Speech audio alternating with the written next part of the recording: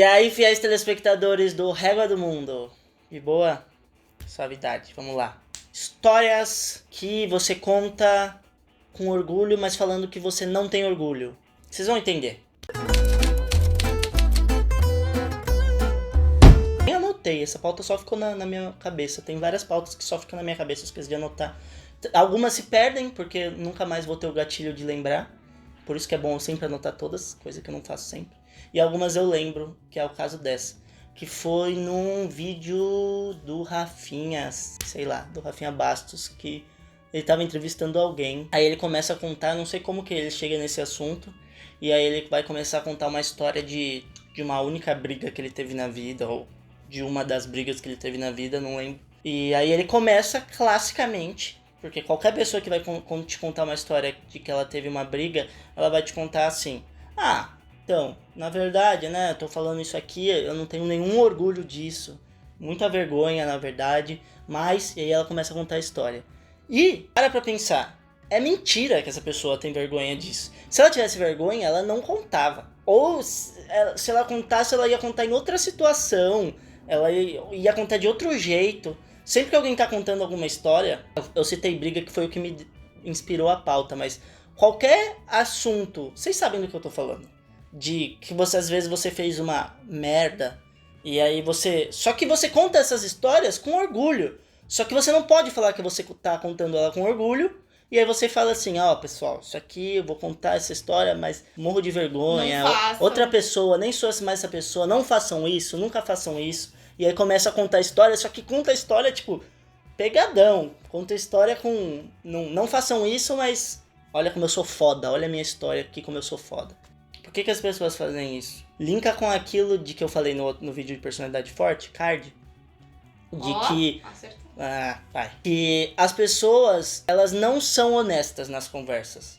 Elas não falam realmente o que elas queriam falar e realmente o que elas querem dizer com aquilo e nem o porquê do que elas estão falando, aquilo que elas estão falando. Elas fazem um floreio pra ficar um discurso bonito e, sei lá, discurso... Não queria usar o termo politicamente correto, mas é mais ou menos, né? Vocês entenderam. Aceitável pela sociedade. É, aceitável na sociedade. O que não é aceitável, a gente sabe as histórias que não são muito aceitáveis. Só que as pessoas tinham que falar conversas reais, né? Honestas. Eu acho que esse negócio de ficar maquiando o que você realmente está contando ou por que você está contando as coisas, falando ou se posicionando, ele é péssimo para a evolução do raciocínio, do debate. Porque assim, vamos admitir, a gente não precisa ter orgulho de todas as nossas facetas, entendeu? Uhum. A gente é ser humano e tem muita coisa que, se a gente for parar, filosofar, ética e moralmente, que a gente sente que é ruim, que a gente tem vergonha, assim. Só que primeiro vamos admitir que é um fato. Vamos colocar as cartas na mesa e admitir os fatos. Você conta as histórias de merda da sua adolescência, as histórias de merda do seu passado, das suas aventuras, das suas loucuras. Você conta com orgulho, sim. Admite isso. É uma coisa que não deveria. É uma coisa que você realmente não faz mais. É uma coisa que, na prática, você sabe que não foi legal. Mas se você começasse a conversa falando assim, realmente admitindo que você tá, entendeu? Você tem ainda uma ponta de orgulho que você, raciocinando, não deveria ter. Mas você tem. Todo mundo tem.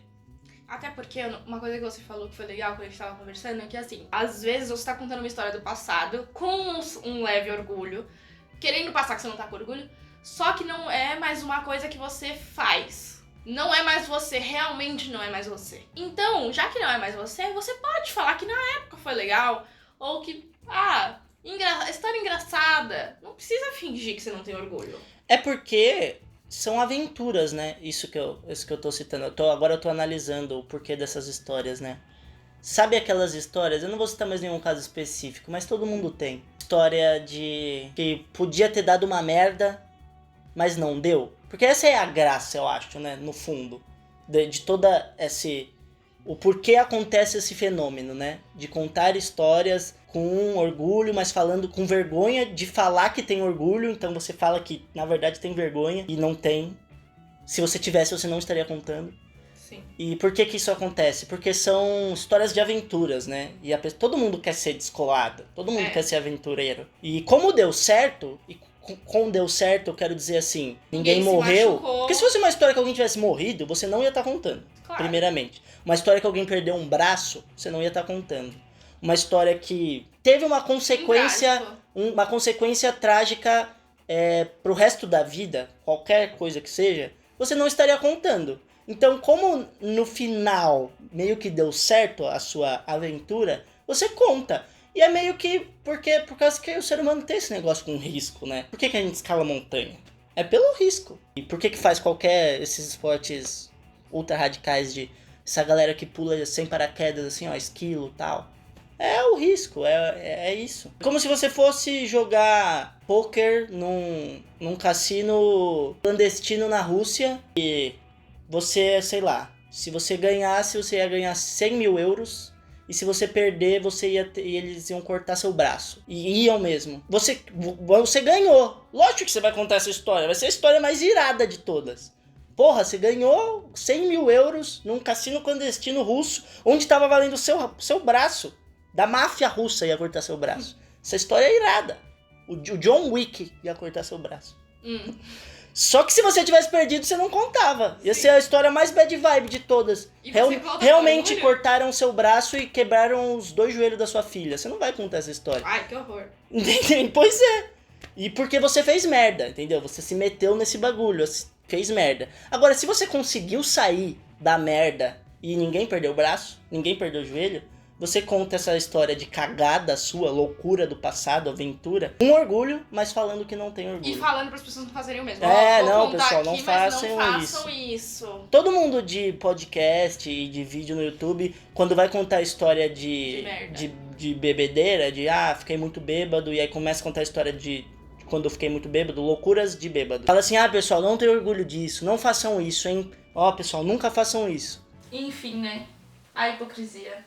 Mas... Não tem orgulho, mas não tem vergonha. Não tem orgulho, mas não tem vergonha. É mais ou menos isso. E tudo bem, porque as pessoas têm vergonha desse sentimento natural. É isso que eu acho. Sim. A gente tinha que entender mais os nossos sentimentos naturais. O que você vai fazer, as suas ações a respeito disso, são outras coisas. Aí você reflete, pensa e toma as ações que realmente são melhores para você e para um todo como sociedade.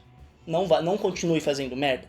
Mas o sentimento vir, a gente admitir que tem esses sentimentos, é um passo importante para começar a parar de fazer merda, talvez. Sim, é mesmo. Era isso. Deu pra entender? Claro, reconhece quem você era e daí pra frente segue. E daí pra frente é só sucesso. Não quem você era. Todo mundo vai ter esses impulsos até o fim da vida. Sim, verdade. Tudo bem. Que isso linka com outro vídeo que eu vou fazer também. A gente não consegue controlar os nossos sentimentos, mas a gente consegue controlar as ações que a gente tem a partir dos nossos sentimentos. Verdade. É esse o meu ponto. Tá anotado mesmo. Tá anotado. E agora tá oficial que vai ter esse vídeo. É isso. Indica o canal para 5 amigos, talvez 10. 5 ou 10 amigos.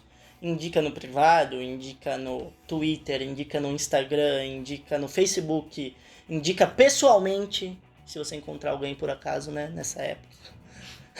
Indica. Indica o canal, indica algum vídeo específico que você gostou muito. Curte esse vídeo, curte todos os outros. Assiste os que você mais gostou de novo. Dá dica pra gente, comenta nesse vídeo, mas pode comentar em qualquer vídeo, pode também, sei lá, comentar no Instagram. Comenta aí com pautas que você quer, quadros que você quer, dúvidas. Tô pensando em trazer um quadro de respondendo dúvidas. É um clássico de youtuber, né? Todo mundo tem isso. Mas acho que ia ser interessante resolvendo os seus problemas da sua vida. Qualquer problema que você tiver, pode mandar. Pode mandar que eu resolvo. Garantido. Em até 3 dias úteis. Falou.